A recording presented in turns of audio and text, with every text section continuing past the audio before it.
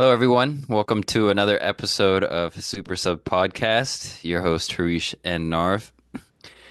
It's been a while, but just with some international games and Premier League taking a break due to the FA Cup, we decided to take a break. Hopefully, you guys enjoyed the last episode where we did kind of a combined best World 11 uh, and had a fun little game there. But Premier League is back, back in action. So we're gonna do a quick roundup today. But before we get started, Narv, you know the drill. Who is your super sub of the week?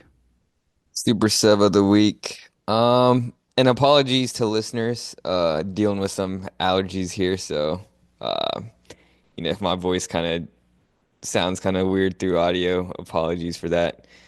Um, Super sub of the week for me will be from the Copa del Rey match between Real Madrid and Real Sociedad.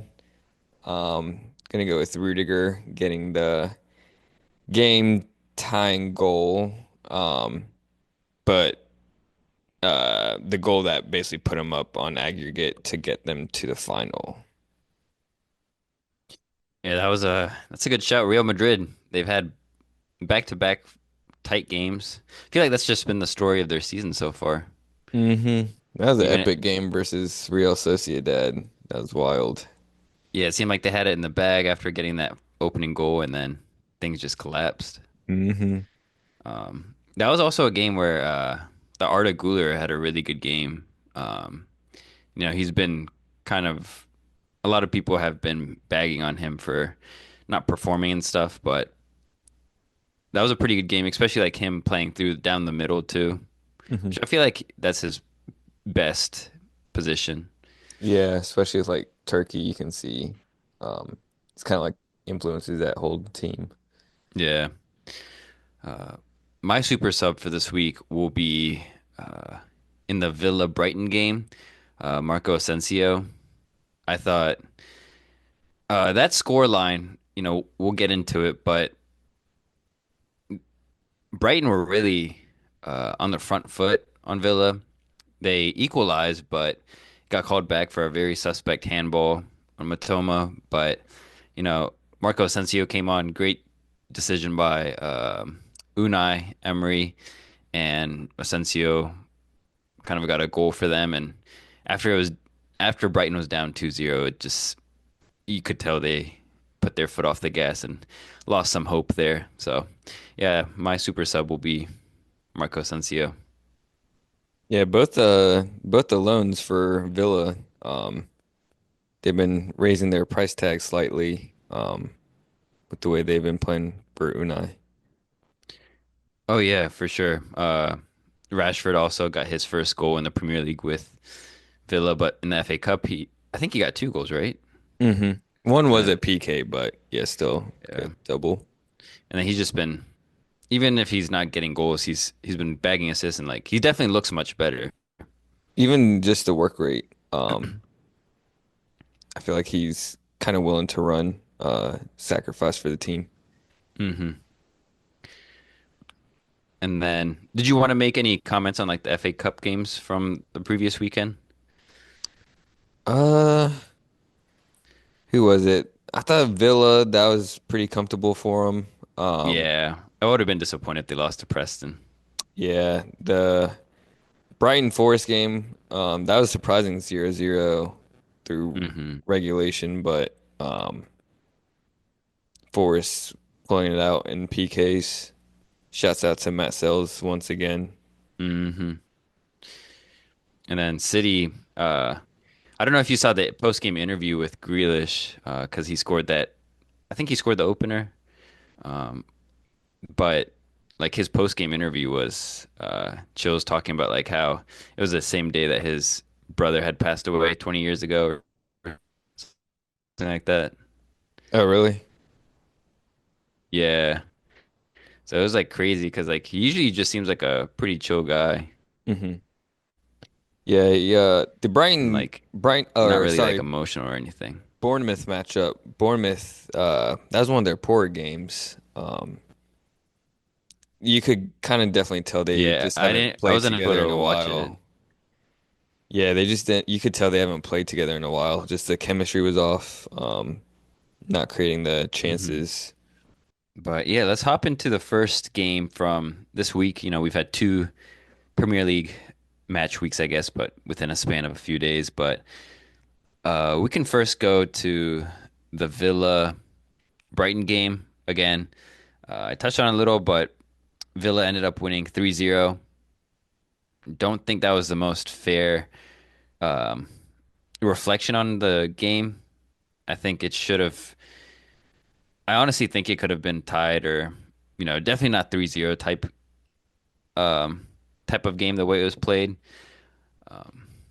So I Yeah, wanted Brighton to, had their chances.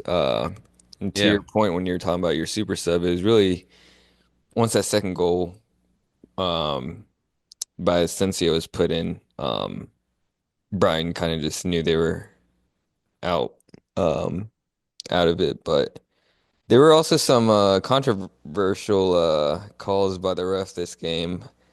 Um, that tackle on Jacob Ramsey by Hinshelwood, I thought that was a clear pen. I don't know how it Hmm. didn't get called.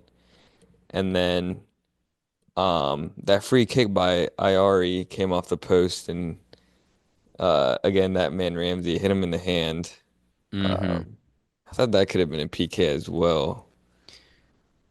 Yeah, I don't know, like the handball, like okay, because like there wasn't really anyone behind Ramsey, I guess, but the one where he got tackled, that definitely looked like a penalty. But I think the ref was just making up for the call because there was another controversial call penalty shout right before where Matty Cash pulled down Matoma and it Mhm. went to VAR, but um, maybe it was like one of those like just to even it out. Oh yeah, that was a that Matoma chance. That was a ridiculous touch. That was almost like the Chelsea game. Um, Hmm. Matoma was I think it was a combination of Matoma looking really good, but Cash looked really bad that game. he just yeah, Cash just looked out of position like hella times. His positioning was so off. Um, Yeah, even the potential Matoma penalty, like if you watch it back, he kind of just like stands there. He's not even fully aware that Matoma's behind him. So I'm not sure if like it was Unai's decision, like because he had a bad game to start Garcia against Nottingham, or maybe Cash picked up. I'm not sure, mhm. um, but I think that was the right decision to bench Cash. Yeah. Um, and I will say also, um, Villa, both their first two goals, I felt like came um against the run of play. Uh, like that first goal, Hmm. was it Rashford? Yeah, Rashford's his first goal, like is kind of just a long, hopeful ball by Morgan Rogers. He was coming off a Brighton attack too. Yeah, and then even the second one is John McGinn, like in the transition. Hmm. To Morgan Rogers to Asensio. But yeah, they were both kind of just like off a Brighton turnover against the run of play. Uh, I will say one player who I know you're a huge fan of him, but I thought quietly had a really good game, and I'll probably bring him back up again when we go over the games from this weekend. But uh, Bob Cor Kamara, I thought he had a really good game. Um, Kind of controls that midfield and lets Tielemans roam around and do his thing. But Kamara is really like he's really solid defensively to let the others ahead of him flourish. That's a really good shout. He's technically like defensively he's good, but he's also yeah, Tielemans like is the kind of main guy creating things. But Kamara too, he's like technically sound. Like he doesn't really misplace passes it's hard to get the ball off of him.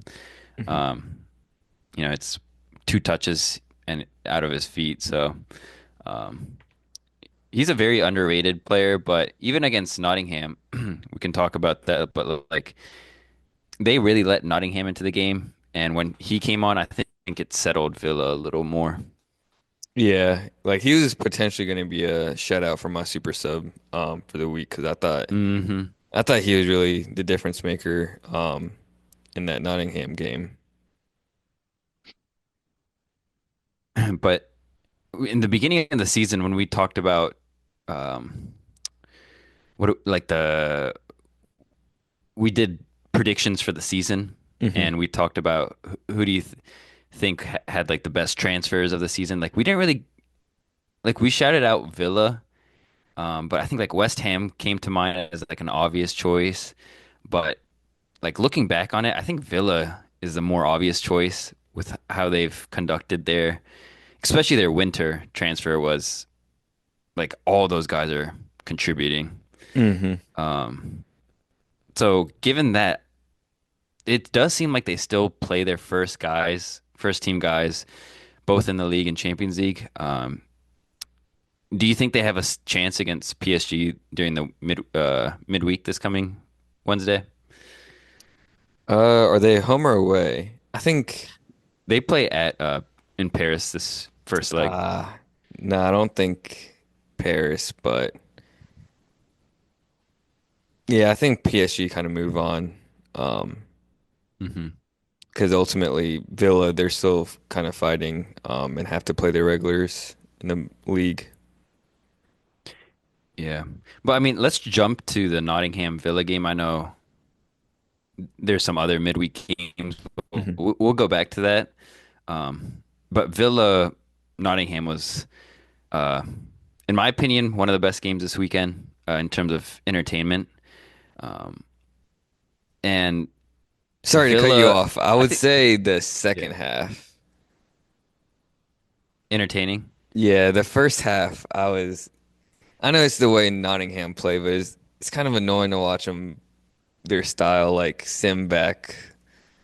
Um, but I know that's how they've kind of been built and have had their success this year. Yeah, I mean, it was really a story of two halves. Now, the first half I thought was really entertaining still. Villa scored two goals, and again, this has like been classic Villa where they don't finish their chances, but they had six shots on target that first half. Um, I felt like it was really entertaining, and it did come to bite Nottingham how they kind of played that five in the back that they haven't really done before. Guys look kind of lost, not sure what to do. Um, but I thought like overall, this was a very entertaining game. Yeah, I would say yeah, that first half was I don't think Nottingham really showed up to play until they conceded. Um, Hmm. and Villa really controlled that first half, but second half, Nottingham, they kind of strayed away from their usual style and they were more so on the front foot and they had ton of chances. Even in the first half, like after they conceded, they had a few chances where Elanga, he basically it was almost like his midweek goal versus United, but carrying the ball off of a Villa corner from his own box and almost putting it away. Yeah, this game reminded me of, I don't know, maybe a month ago or 2 months ago where Villa played Tottenham and Villa were just creating chance after chance on Tottenham. Tottenham couldn't get out of their own half. And then I forget who it was. Maybe it was Tells um, that scored it kind of towards stoppage time. But like Spurs, I think starting in like the 70th minute, started creating a ton of chances. And like when we were talking about it, it was like, oh man, Villa, like they're just letting this team back into it. And it felt just like that with Nottingham. Hmm. Um, I will say for Villa though, this is one of the first games where uh I thought Ian Masson actually had a really good game. Hmm. Like I think since his transfer to Villa, like he hasn't looked um like the player that they paid the price for, but this was one game where I think he finally kind of showed his worth, some of his quality. Both of Villa's goals were really quality team play, and the way Hmm. they just cut open Nottingham with ease for those first two goals, I thought was impressive. Yeah, it was definitely a mix of two types of goal. Like the first one being perfect pass over the top, Tillemans, 35, 40 yard pass. And that first touch by Rogers was insane. And then the second one was really like a team build up and just like beautiful. Movements and just one Yeah. touch, yeah. That is one surprising thing is well, I guess you have a limit on your Champions League roster, but uh Danielle Malen, like since his move, he's been getting quite a bit of playing time. Um, Hmm. but he's not in the Champions League squad.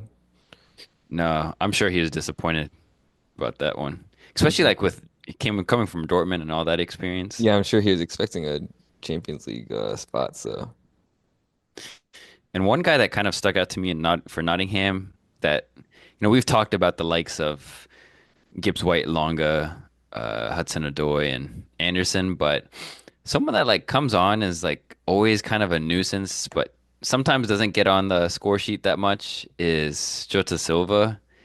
the Uh, Grealish lookalike. yeah, the Wish Grealish from Wish, like he's he was causing a lot of havoc, and the goal he scored, like he took it very well. Yeah, I thought it was teed up perfectly for Anderson, and then he kind of just took it off his foot. Hmm. But that guy, he's kind of like a nuisance, like always, like he's one of those like gritty type players. Hmm. Where But was I know Wood was hurt, bro. I wonder where Tyler Awoniyi was. yeah, I'm not sure. Yeah, Wood was hurt. And they definitely missed like a proper right back because kind of played like that Dominguez and Morato guy, and it Yeah, just. Murata, dude, is not really it. He's good to kind of bring on to when you have the lead to shore it up, but But I mean, we saw how like Villa, they really need to put the games away because this one clear first half, like they just dominated even the first few minutes of the second half, but then they let Nottingham back into it. They scored that goal, and then I mean, they almost gave up the win when Murillo hit that crossbar. That was one of the cleanest strikes I've seen in a minute in the league. hmm that man has a strike on him. His Yeah, offensive game in general is nice. passing too. Hmm. Yeah. But let's go back to the midweek and talk about Nottingham, them getting the dub against you. Uh, Elonga coming back to bite his former team in the butt, scoring the only goal of the game pretty early on, within I Five think of the minutes? first 5 minutes, right? Yeah. Yeah. And it was kind of funny. I didn't catch this game, but just watched a few of the highlights about how that first goal, it just happened to be Elonga like knocking over Garnacho, like who basically replaced Elonga, and like United had to make a decision of like keeping one, Hmm. chose Garnacho. But what did you think of from your side? What your uh, from United's perspective, like how y'all played, or Honestly, I thought like performance wise, I don't think there's anyone that necessarily played bad on United. Um, I think this was one game where it's hard to start with Casemiro because Forrest, like on the break, they're so electric. Mhm. He just doesn't have the legs at this age to keep up with people of like Alonga and Awoni and Gibbs White. Uh, but I mean, overall, I thought we played pretty well. I know again, it's to the point for us, they do rely defending and kind of playing off the counter, but I thought we dominated possession wise, but then also, Mm-hmm. especially second half, chance creations. I thought we created a ton of chances. Um, the one player who I'm a fan of, since his transfer, but he just I think it'll come with age is Patrick Dorgu. Um, his final product's just lacking a lot. Um, like his crosses and stuff. Like he always gets into good positions, he'll like put in the work to make these crazy runs, darting runs, but it's just that final product's so bad.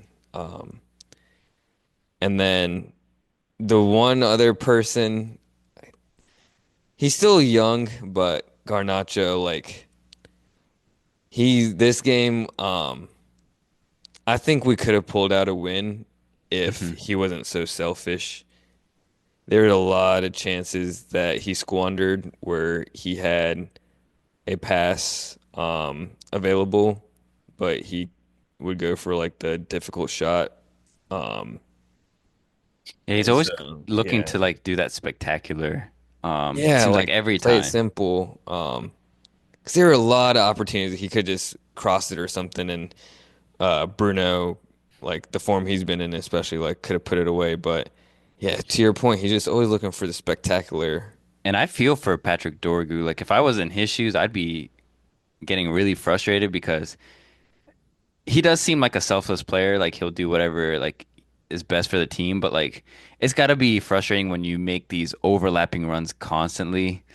And he's like sprint. Like I would be exhausted, dude. Like Dorgu, like props to him because he's running nonstop and making these runs like 60-yard run sprints. Like that's a Mhm. toll on the body. But like Garnacho rarely uses him, and like a lot of times, like you're saying, like that's probably the better option.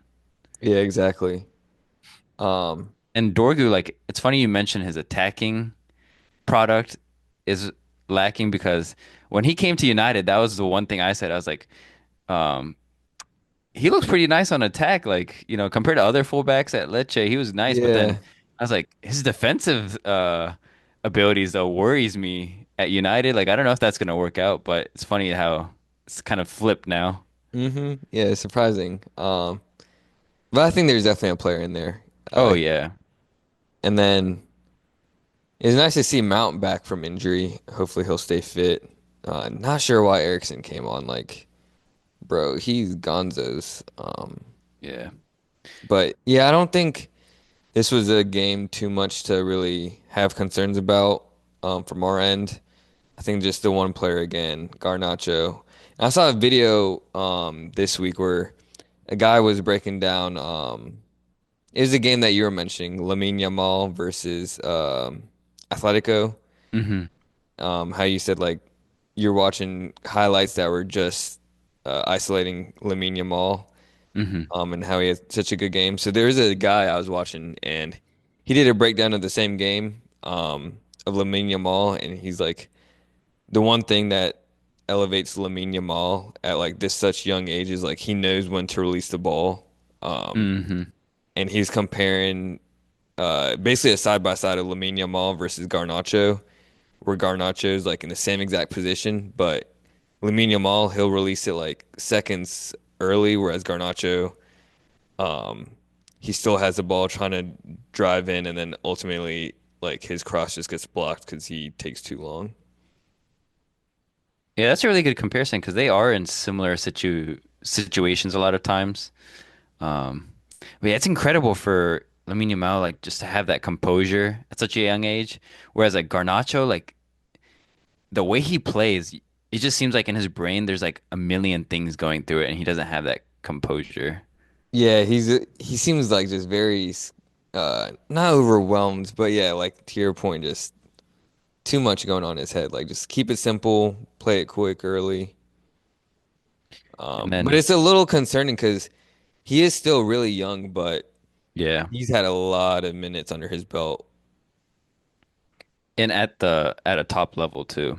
Hmm. Um, but yeah, to your point, I don't think United anyone really played poorly. Um, I do think Hoyland was a little disappointing again, coming off the bench, especially when they needed the spark. And it's funny, like Harry Maguire was thrown in, and he played what, like 7 minutes, He almost and scored.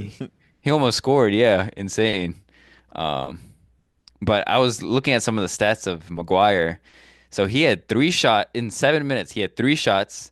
He had six touches in the opposing box, and he created just himself an expected goal of 0.59, um, which is pretty incredible. But like it makes sense because it kind of fits his style, where like you kind of throw things into the box, and he's like so good at winning duels.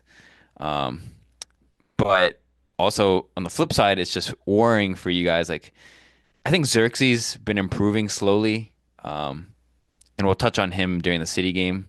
Hopefully, I definitely want to talk about his performance, but uh, Hoyland, man, it's kind of worrying, and it's I was looking at his last 15 games. He's had less expected goals created than Maguire did in this 7 minute stint up top. Mm. Yeah, we'll go into the City game again, but like today he was pretty much non-existent again. So Hmm. But yeah, I mean, let's hop right into it. Let's talk about the United City game, the Manchester Derby, 11:30.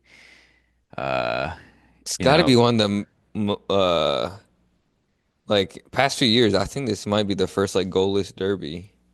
yeah, and I was really excited for this one because I mean, let's be real. City's been like the heavy favorites, you know. Hmm. Even though you guys have pulled a couple, like the The one that comes to Ollie mind era. is yeah, Ollie era. Even though y'all were like should have lost.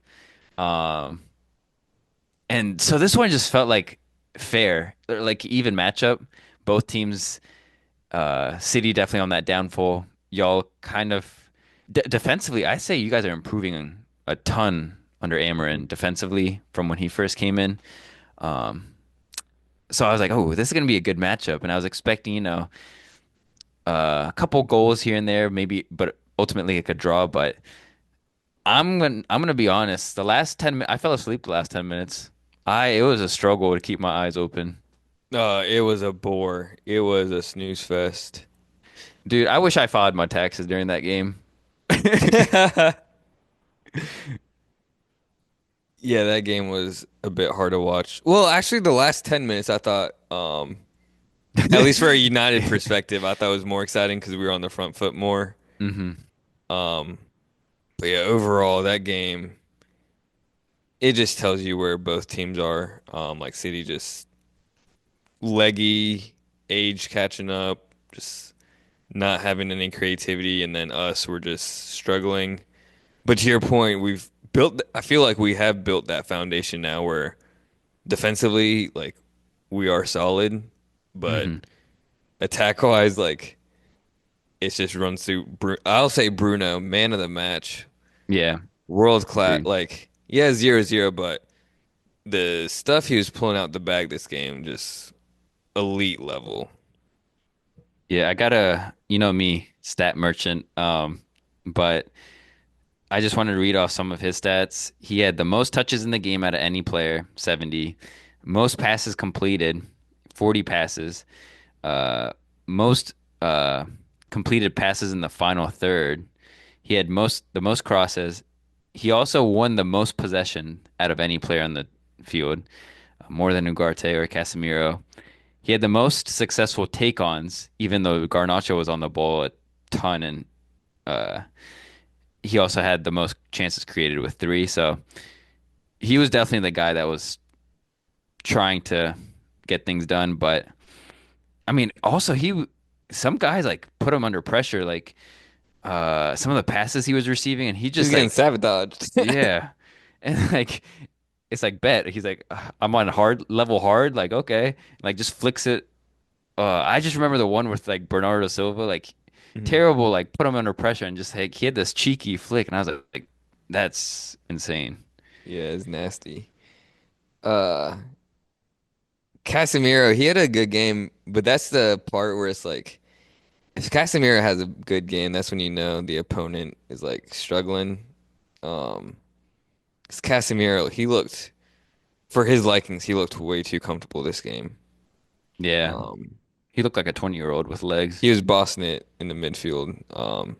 So Gundogan, and I don't know if we mentioned in this podcast, but this is De Bruyne's last derby because he officially Mm, announced he's leaving City at the end of this season, which I think is the correct decision. I think we all kind of saw it coming. It was just a yeah, matter of time. yeah. Definitely don't think he's like MLS level. Like I Hmm. feel like he still can play, but definitely not at like the Premier League level. Yeah, I think he's gonna play either Belgium or go back to Germany for like maybe 1 or 2 years and then go collect the bag at Saudi. Mm. We're just I'm gonna be waiting for the Pep interview at the end of the season and be like, remember that Aguero? We cannot replace him. We cannot. We get a forward that breaks the record next year. Yeah. Yeah, But yeah, but to your point, De Bruyne had I don't remember like De Bruyne at all, to be honest, during the game. yeah, him and Gundogan, I do not And remember. Foden. Foden was bad. He had that one opportunity early second half, where he thought it was a corner, but it was just like terrible scuff Oh shot. yeah. Um, I give prop I give props to three City players though. I thought Bernardo Silva, he had a good game defensively. Um, I thought he was putting a shift in. There were a few times he kind of sniffed out danger.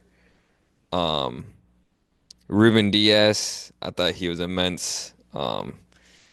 Boy, That one clearance he had. oh, where That he was so slipped. goofy. Yeah. Yeah, That had that me boy, dying. he got with Samaya Jama and said, "All right, I'm an animal now." Oh, did he Um, really? yeah, I think so. That's what rumors were saying. And then apparently, like, his mom followed Maya Jama on Instagram, and then they followed each other on Instagram. And apparently, Maya Jama was at one of the City games. So it's like, Mm, and then Omar Marmoush, I thought he had a good game. yeah. That one shot was ridiculous, like on this going backwards and generating that power. Yeah. That was a comfortable save for Onana. Like should have been saved, but Onana made a couple of pretty decent saves today too. That free kick on was it Marmoush? That hit that free kick? Hmm. Yeah, that was a pretty decent free kick and he was able to he kind of read that pretty well, so he was able to like make it look pretty easy, but again, it was all in the footwork.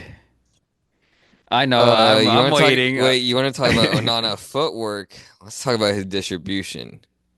Disgusting, terrible. God, he had so much hype coming into his. Well, I He mean, who's irks he supposed me. to distribute it to? Like Hoyland is not winning a duel, that man, and then He had a like few like easy, just wide outlet passes to Dallo, and he just like kick it for a throw. I'm like, bro. no, a lot of times he was hitting it on target to Dallo. It was like the ones where like he was getting pressured and he had to hit it one Hmm. time for the one One time. time for the one time. Yeah. Yeah, I thought Um, I don't yeah. know, I Well, thought I was gonna say, what are your takeaways from this game? yeah, it was surprising with Casemiro. I was kind of worried. I was like, ooh, De Bruyne coming into this yeah, his last Manchester derby is like, I was waiting for him to put on this crazy performance and I just saw a bad Casemiro performance, but like he was honestly one of the better players on the field too. I was like, it was just a snooze fest though. Like it's I think you guys definitely deserve to get the point, but like if someone were to win, I feel like it was gonna be y'all, especially it's that second half. Hmm. Um, First half, especially the first like 20 minutes, City was on the front foot, but after they didn't really create chances and y'all looked really comfortable defending. But again, I was just worried about who for United would be able to have the final product. Like even Garnacho had that one cross where he went for a header, Hmm. could have just tapped it in. Early in, yeah. Yeah. This was another game where Garnacho, he tried to go for the spectacular when he had Dorgu on an overlapping run in the second half, Yeah. and Dorgu could have had an easy just sweat goal or sweat pass. But yeah, I texted you during the game. I think it was around probably the 60 something minute where I said I like Bruno up more advanced, but we need him deeper just because he starts to play. And we need to bring in Mount Hmm. for either Casemiro or Ugarte, and then I think Hoyland, he's not the best, so we had to bring Xerxes, but I would have liked Xerxes in for maybe Garnacho if we had like a striker that's like on it. Because I think Xerxes also, he plays better in that 10 role versus a striker. Yeah, and when he came on, that was one player I wanted to talk about. Was he was creating kind of havoc back there for City's back line, especially like Ruben Diaz a few times, and then even that one shot he had off the cross where Ederson made a pretty good save. Hmm. Uh, I mean, Xerxes, the way he plays just makes everything look so casual and easy, but like that technique was pretty hard to get it on target. Yeah, It's because like a it bounced like bouncing. exactly. Yeah. Yeah, but I don't like because I thought we past couple weeks when he was playing at the 10 role, he was looking really comfortable, able to link up play. So I don't know. I guess I mean Hoyland did have a stinker quiet game, but Hmm. I don't think that's Xerxes' role either, is being that gunman Hmm. striker. I definitely prefer Xerxes playing that 10 role. Yeah. But I think you can see I thought Dorgu, like, he's definitely a great fit for Amarin.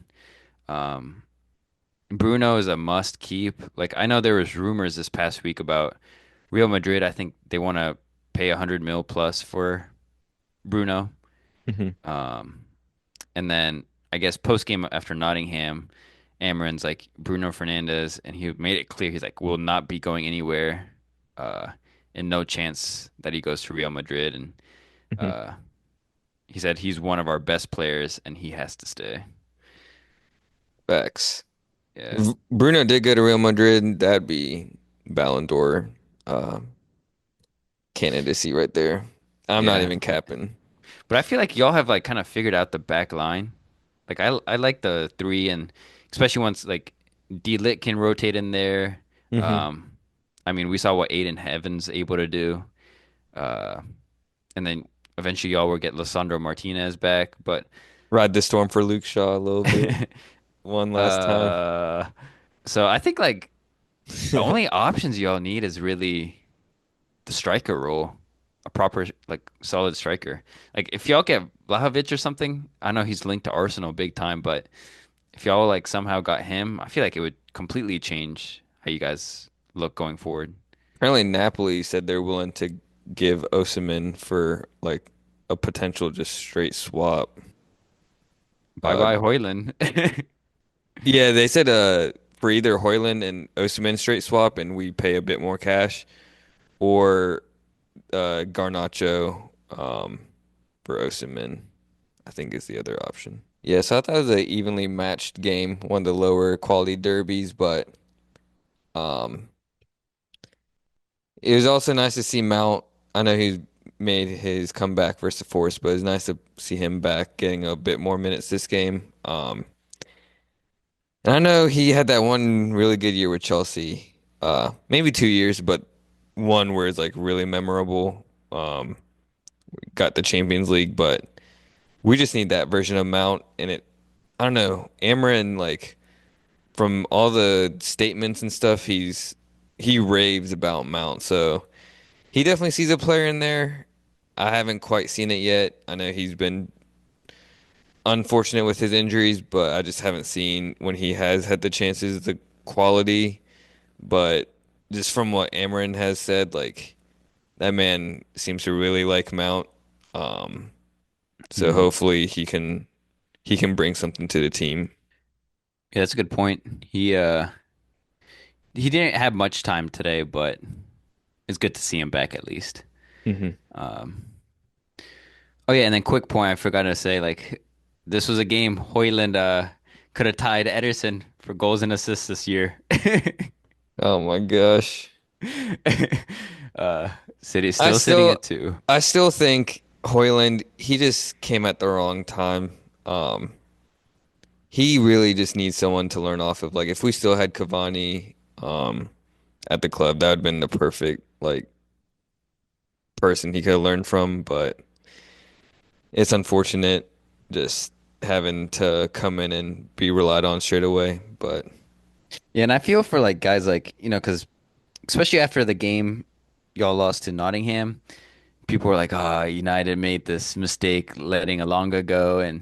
But like, if you think about it, if Alonga was still at United, he wouldn't be looking as good as he is, Mhm. especially in this Amarin system. I don't know where he would really fit. Don't think he would be good at the 10, inverted 10. So like the wing back role, he wouldn't look as good.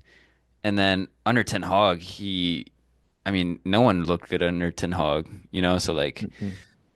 it's unfair to say like they made the wrong decision. I mean, Alongo is still a good player that y'all sold for the cheap. That's definitely one argument. But to say like, who's to say if Garnacho hadn't gone Alongo's path, the Nottingham, that Garnacho wouldn't be looked at as like the better player? That's true. It is a tough club because you have so much weight on your shoulders, but it seems like as soon as players get out of United, like their careers seem to just revitalize. Like McTominay is just Hmm. loved by Napoli. Anthony, like Isco saying they need to start a crowd fund to get Anthony on a permanent. Like, Yeah, he was cooking against Barca too. hmm Um, So, and it's been killing me that I've been seeing like Ramadan's over now, so like y'all are hurting on the budget that Mazarawi's gotta eat. Yeah. Oh, that's hilarious. It always kills me. Y'all are crazy club, but Yeah, not much more takeaway. I think it's nice to see a bit of more stability in our performances, but especially defensively, like we mentioned, but just seeing it on the attack. We still need to see improvements there. But yeah, it's like building a house, got to start with the foundations. So, yeah, and then I mean, like building a house, you need the right materials, and right now exactly. you don't have the striker. Mhm. Hoyland doesn't have the facilities for that, big man. And that's one thing, like for your team to succeed, and this one will be applied to you guys, but like if you have a bozo goalkeeper, you you will not be successful. And if you don't have a lethal striker that can bag goals, like no matter how good the others are around them, like you more than likely won't be successful. Yeah, well, speaking of bozo keepers, we can jump to our performances the past two games. So on Thursday we played Tottenham. Um, we lucked out that we didn't get a bozo performance, even though the goal that got called back was pretty poor that he gave up. So we lucked out there, but uh, yeah, I thought this game again, classic Chelsea story where we were dominated most of that game, especially the first half. We were all up on Tottenham. Starting the first minute, Jackson hitting post, or I guess Van de Ven, but Jackson causing havoc.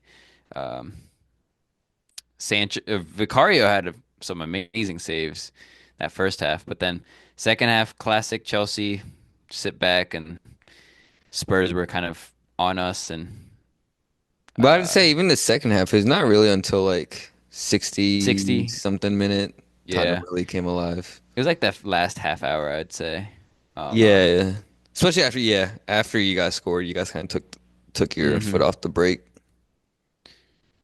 And took our foot off the gas. We're off the gas. Yeah, put your I foot w on the brake. Yeah, I wish we took it off the break, but Spurs they I feel like Ange is kind of losing it like after that goal that Sarr scored. He started Cupping like the cupping his ears and pointing at like his own fans and like it was like insane. I've never seen something like that. I was absolutely shook, gobsmacked. Oh, they asked him about it in the press conference, and he was just like, "I wanted." He thought because the goal didn't stand, but originally he thought the goal stood, obviously, so he said he wanted to hear the fans yell.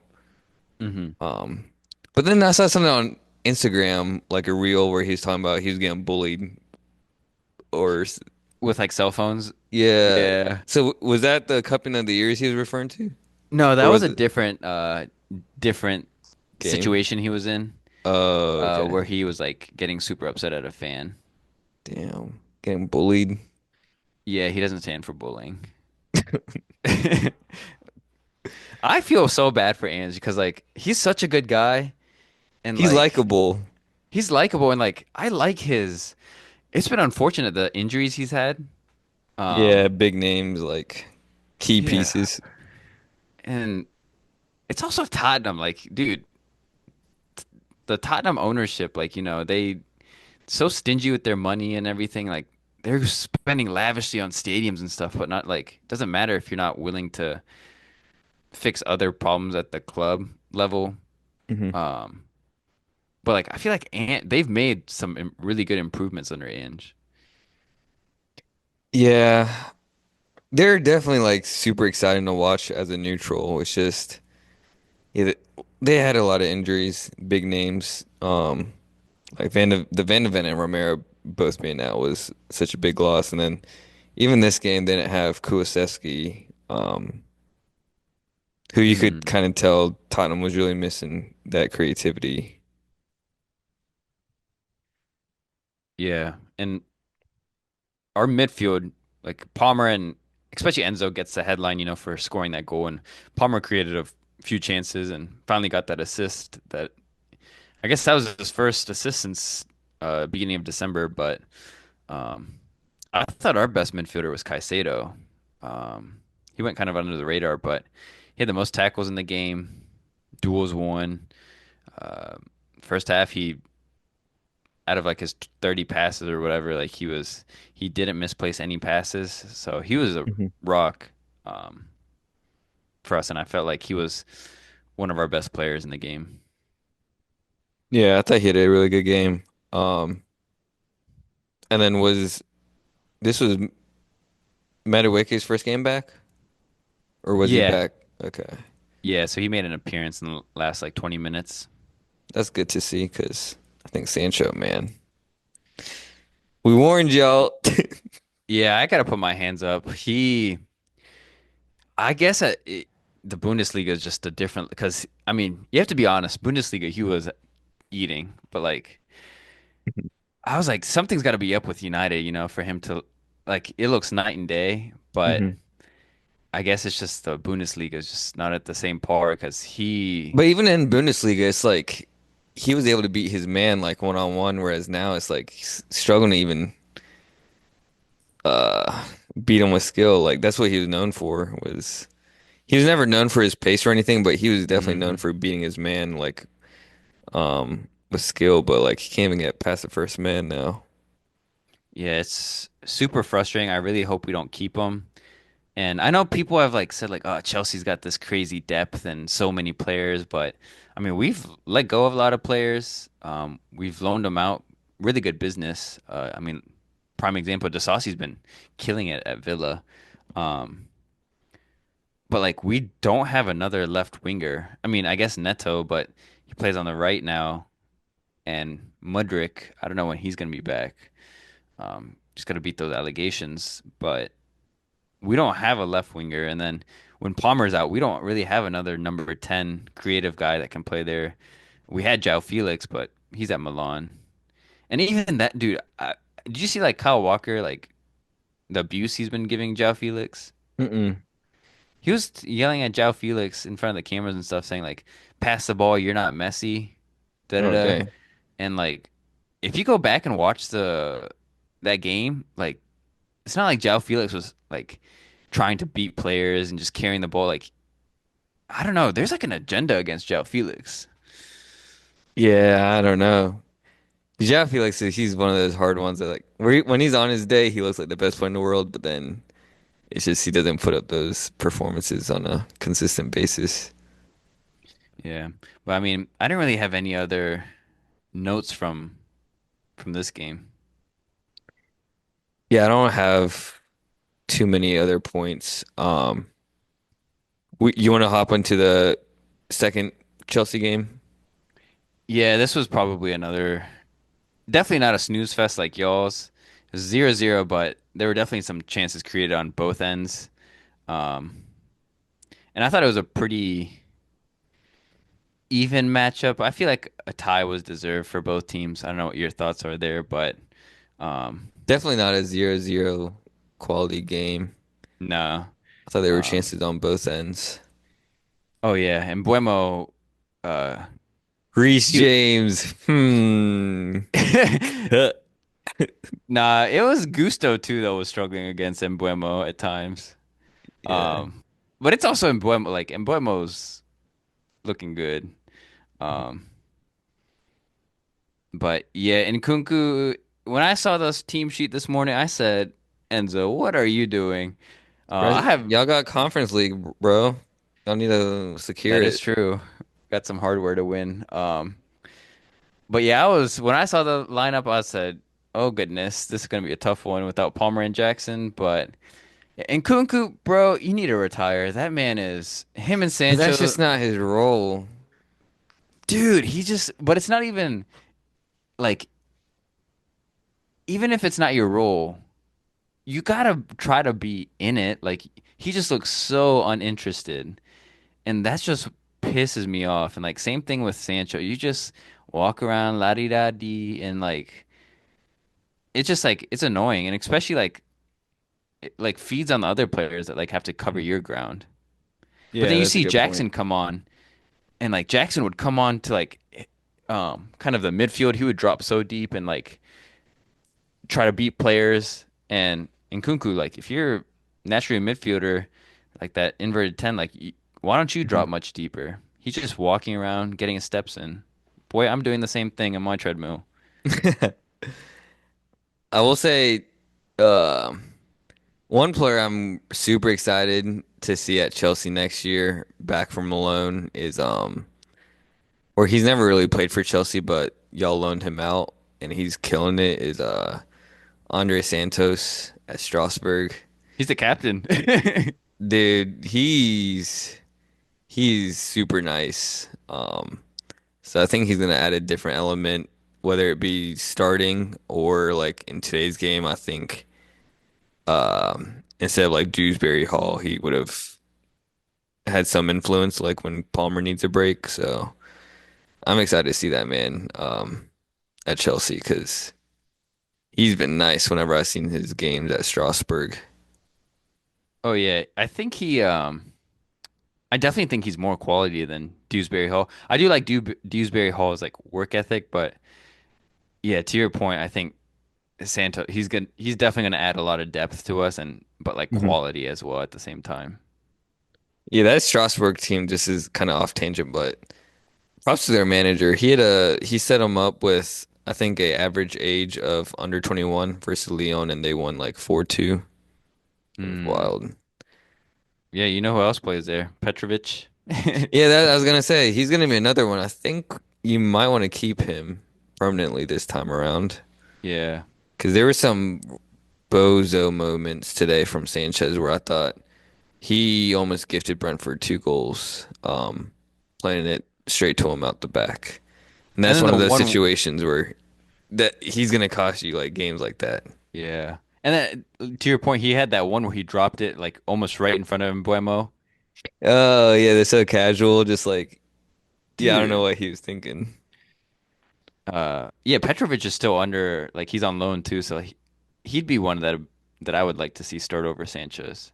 Hmm. Um, but yeah, good point on Santa. Like we definitely like we have so many guys out there. We just need to consolidate. Like I think the only position that I think we need is like a left wing. Left wing. You're not fully sold on Pedro Neto, or he's more Y- comfortable on the right wing. Yeah, well I would like him on the left, but it seems like Enzo Maresca likes him on the right. Hmm. So I guess it's him and Madueke on the right, and then left. I assume will be Mudryk, and I guess we need one more, Gotcha. or even maybe a right winger, and then put Pedro Neto back out on the left. where he Mhm. was naturally. But yeah, I guess also maybe a number 10, depending on what we do with João Felix. I will say, you know what, left winger, y'all could get if he was had a better finished product. Oh, on the other side, Kevin Shade. Yeah, he's this man. He could have had like crazy GA stats, like if his final product was good.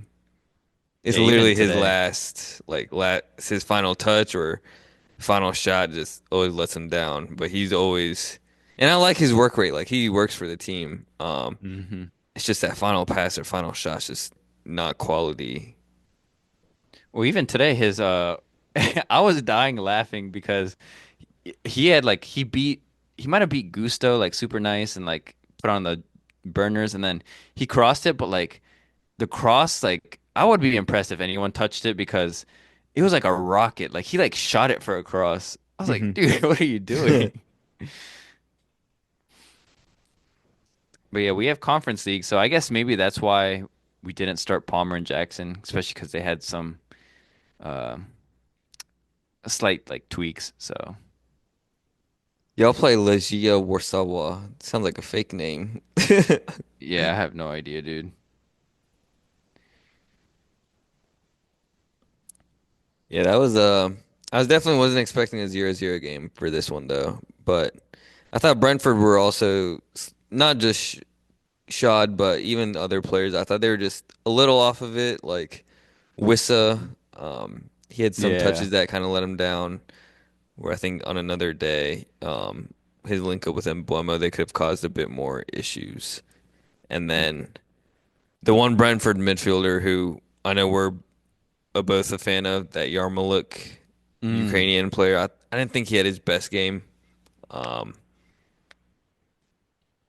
and then Damsgaard also, he's a little quieter than usual today. Yeah, he was really quiet today. Even in Buemo, he had definitely had a lot of chances, and he put the burners on James at times or Gusto, but like there were also a lot of times where he just kind of messed up Hmm. or like didn't capitalize. We have midweek. We have a big game. Y'all also play Lyon, and I gotta put my hands up again, dude. I know I shit on Ligue 1, but I've been watching some Ligue 1 this year. I think more than the past 2 years, and oh, I almost thought of yeah, because if Marco Asensio wasn't my super sub uh this week, it would have been Ryan Cherky for Lyon. Ooh. Um, he came on really early, like in the first 10 minutes of the game because of an injury. Hmm. Uh, but they were losing to Leo. Um, Leo scored in like the first 2 minutes or something like that, and then Ryan Cherky came on, and he just like the way he played, like creates chances, like um, he might not like get on like the GA as much, but like he's the clear conductor on that team. Hmm. And then he also ended up getting the goal at the end that kind of sealed it for Lyon. But uh, y'all have a pretty tough Europa League draw against them. Yeah. Um, I think they might be the hardest one to the road to the final. But yeah, that's one player, Ryan Cherky. He's been on a lot of people's hot list for transfer. I know you've been talking about him for a minute.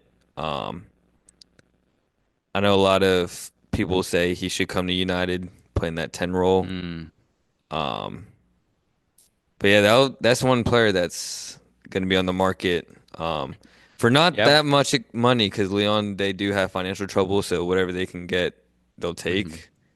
So Yeah, I we'll will say see. like, in your opinion, would you want him? I would say like my analysis of him is he's like kind of like Ozil to me. Hmm. Where in terms of like offensively, he'll get you create like a ton of crazy chances like out of nowhere. He's like a magician, but like I heard he gives like street baller vibes at times. oh yeah, big time. But the only thing is he has zero work rate. So is that something that you at United you think would be like acceptable? I think depending on how much output he can provide, like he might be able to get away with it. Um, Especially because on the other side, like Diallo and Bruno, they work going both ways a lot, even when Diallo is playing in the 10 role. So I think just having one player getting away with it, Hmm. as long as he kind of keeps providing the output. Whereas if he wasn't providing any GA, then like that'd be concerning if he wasn't providing GA and wasn't working defensively. But Mm. because I think he would be a really good fit, but to your point, yeah, it's just I have heard that from a lot of other people too. Is like defensively he doesn't put in a shift. But I don't know, Oh like no. I just know his price tag isn't going to be astronomical because of Leon's like position, but we'll see where he ends up. Even for the national team, I don't know where he's going to play. Because I know he hasn't decided between France or Algeria. Because I think with like Deschamps, like he wouldn't really get the shoe in, but Hmm. I know Deschamps is it Deschamps or Deschamps? He's stepping Deschamps. down after 2026. Yeah. So, Yeah, I definitely want Ryan Cherky to get a big move now. Um, because I feel like he's such an exciting player that a lot of people unfortunately don't get to witness. mhm.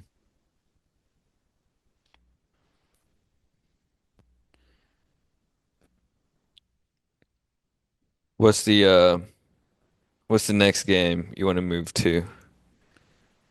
I think that's all the games we had on our list. Oh, I think we had the Villa. Oh yeah, we already talked about Villa Force. Sorry, I was looking at the list. I forgot we kind of jumped around between midweek and this Oh yeah. weekend. Are you good, dude? Um, any other games like outside of like around the league? Barca Betis, I know that was one we watched together as well. What other games did I watch this weekend? Um, Real Madrid got big time Madrid. upsetted.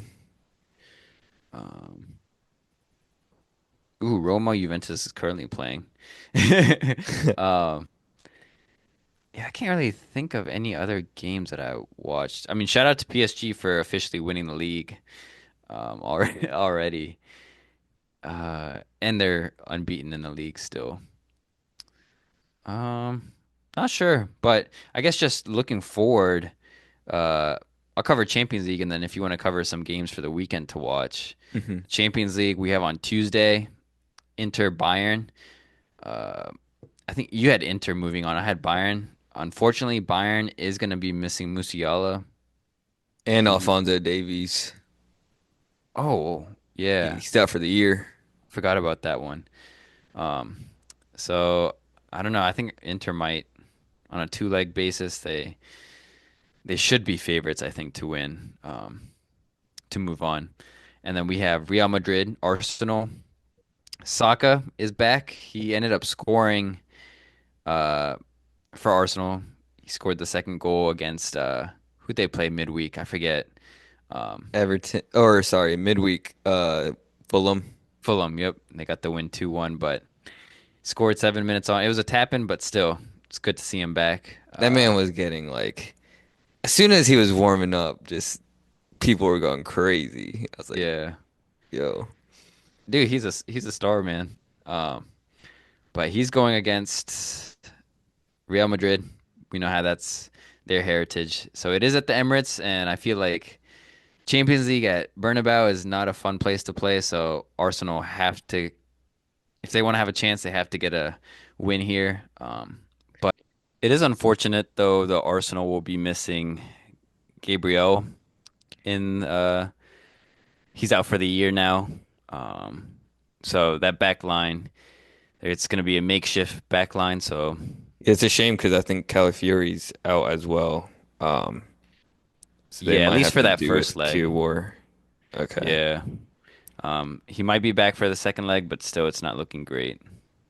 It's gonna be a shame if Arsenal, I think they'll lose. I think they'll get knocked out of the tie. I think like maybe it draws in the bounce at the Emirates, but I think eventually Madrid will move on. But it's gonna be a shame because Arsenal they rested all their starters and kind of took the draw versus Everton this weekend when Liverpool dropped Hmm. points to Fulham today. And So, Everton. oh, and wait, Liverpool beat Everton. I thought it was 1-1, no? Oh, was it? I thought it was 1-0 Yeah. Liverpool. Let me check.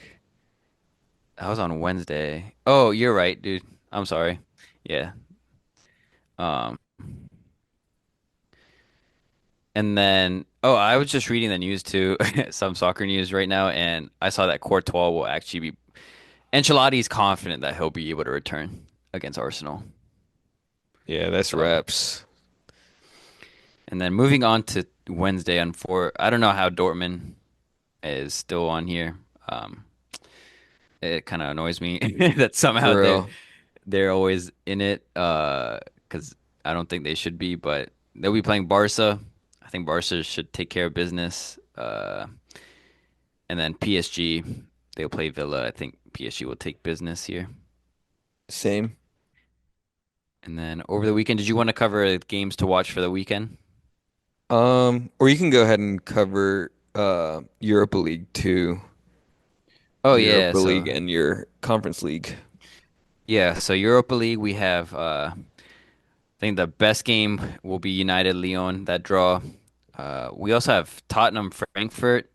Um, and Frankfurt's got a couple players that are pretty decent. They have the striker, uh, Hugo Ekiti. I think he's like 22. He's He's solid. massive. I watched one of their games and he's like uh big, tall guy and he's like pretty strong. He's like what, 6'3" or something like that. Hmm. Um, and then they also have uh Mario Goetz, and he comes off the bench a lot, but still, it's like cool to see him play, be coming on and stuff. Hmm.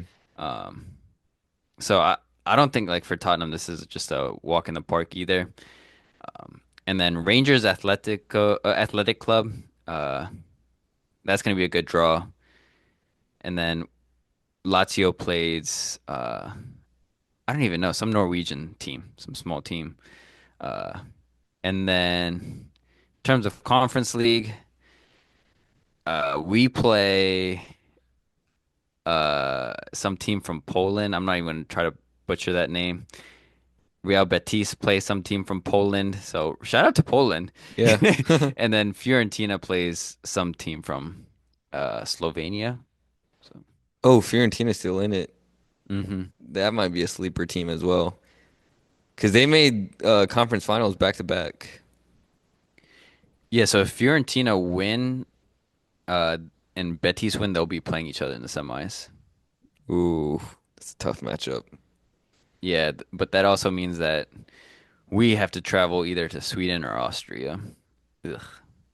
Mm. Yeah, that's a drive. Let's see. In terms of the Premier League, back on this weekend, we got the day started with City versus Palace, 7:30.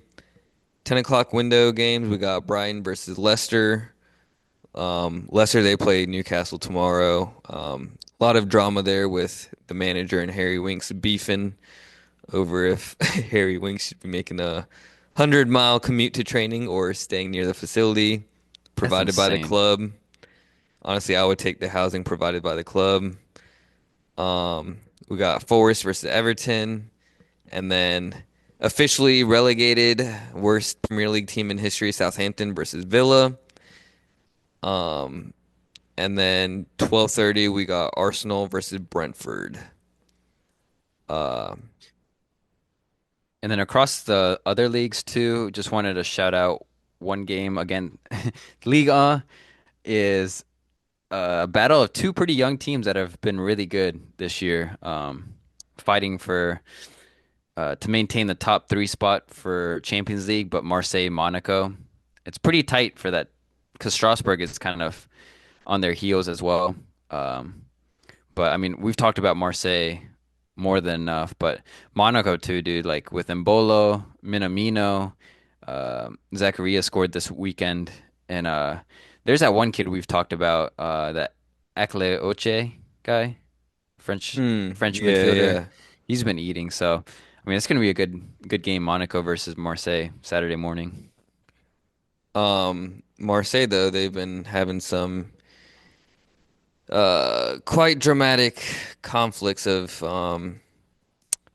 between the manager and players. Seems like De Zerbi going full De Zerbi mode after they lost to a relegation threatened team Rems last weekend. De Zerbi made the players stay overnight to train. And then he was supposed to players were supposed to have Sunday and Monday off.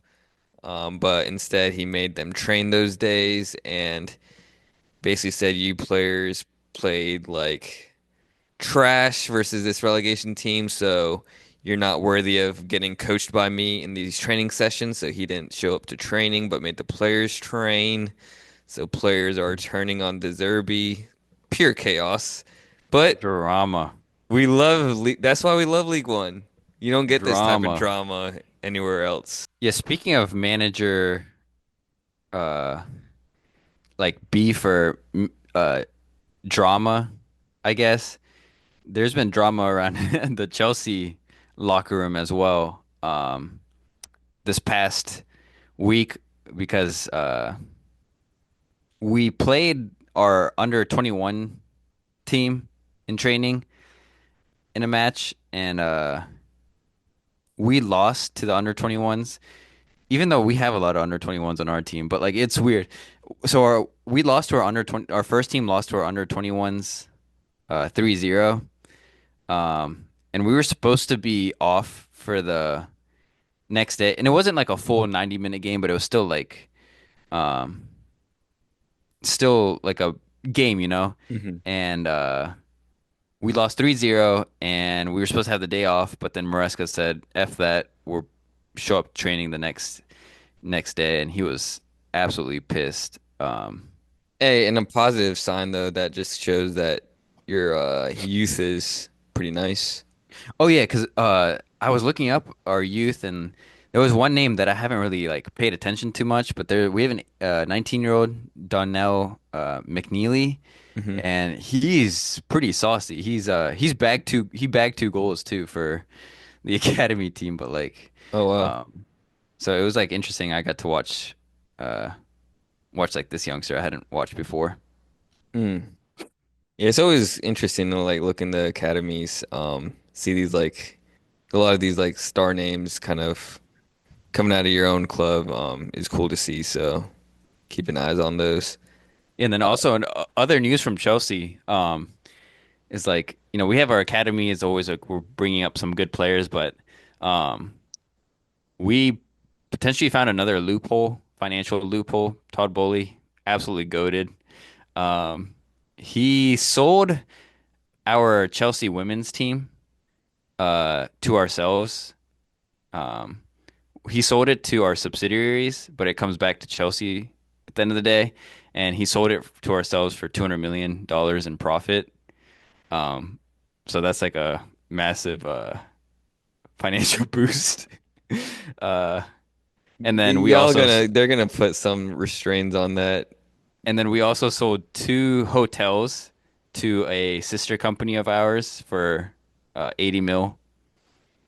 Yeah, that's kind of cheating the system, bro. Yeah. I hope y'all get some charges.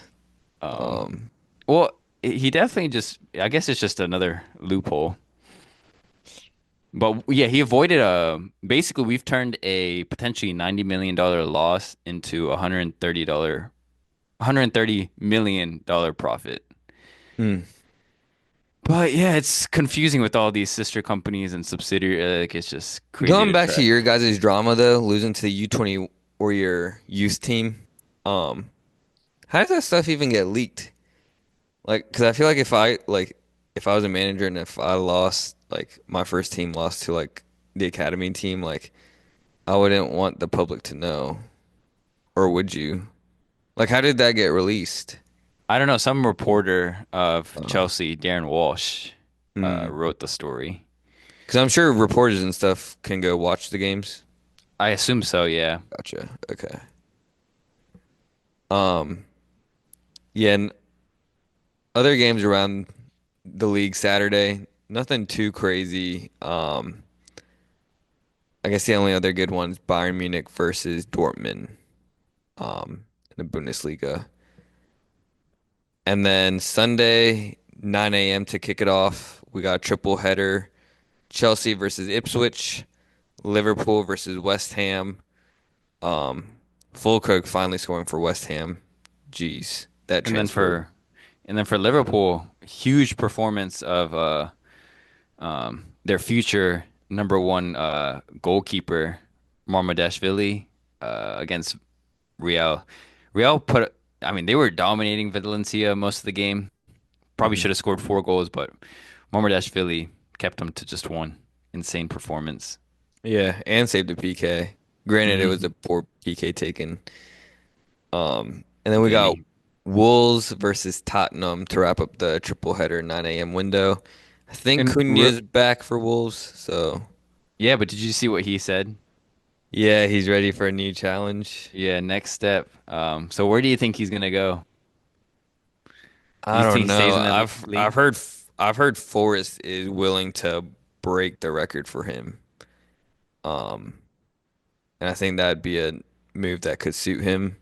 It is like they Mhm. are like it might not sound like a big name team, but um I feel like the way they've been developing, like that's definitely a upgrade of a move. I don't know if that suits him though, in terms of like his It's style, his where style. that transition type team. Yeah, that's true. I don't know. I mean, it would definitely be a jump, like a step forward, but I want to see him at like a team where he can be the main man and Mhm. flourish. You think he stays within Premier League? I hope so. I Yeah, I feel like hope so anywhere else too. is a slight step down. Maybe La Liga. Hmm. Um, Honestly, no, I was gonna say, uh, City just got Marmoush, but like he could have played the Marmoush role if they didn't have him Hmm. already. United's honestly a Maybe, good fit, but yeah, maybe United, dude. yeah, and I'm a huge fan of Cunha, so that'd be crazy. Um, and then 11:30 that day we have Newcastle versus United. Yeah, I know if Cunha goes, I know which jersey you're getting for that year. First one. Um, and then you want to touch on any games around the league that day, Sunday? On Sunday, no game really sticks out to me for that day. I will say just keep a eye out on the Serie A. I know the matchups are kind of wacko, but it's still a three-headed race, especially with Atalanta losing today. They got upsetted, or no, it wasn't upset. They lost to Lazio. Inter yesterday though they tied Parma surprisingly. Mm-hmm. So still anyone's game, and then La Liga is still anyone's race. Barca could have had the 6 point advantage yesterday, but they dropped points with a draw. Um, so those are still close matchups, very close. Um, but yeah, this has been another episode of Super Subs. Uh, Next episode, I think we probably will do a roundup of Champions League Mm-hmm. matches. Um, and then after that, for sure, do another roundup of the Premier League. But until then, peace out. Peace.